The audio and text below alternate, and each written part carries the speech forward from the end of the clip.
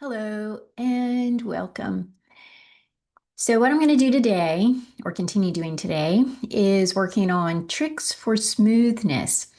And this next one is about when one word ends with the sound of a T, an N, or a D, and the next word starts with a TH, the or the sound. We do something kind of interesting with those T, the N's, and the D's right before that. So you can get your book, mark the endings of these sounds and the beginnings with the TH. And notice with the D sound, how we do this. The T, the T or the N or the D, they're all going to disappear. And it's going to be automatically replaced by the TH. So it's like the first word ends with a TH. Let me show you an example. Okay, when one ends in a TND and the next word starts with a TH, you're not going to hear the T. You're not going to hear the T, but rather the TH. So watch.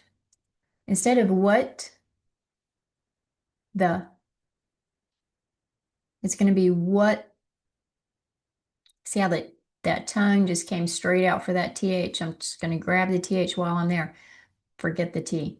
What the or what the, but the, but the, but the, what what then, but think, but think. See, we just take it over. We just forget the T and just go straight for that TH. Now the same for the N. When,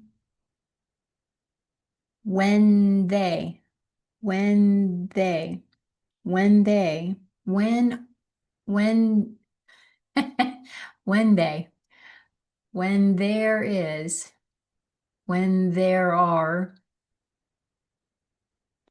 been, been, been there. See, I can't even do two, been there. That's hard. That's hard not to connect them. Um, connect, connect. I did it there.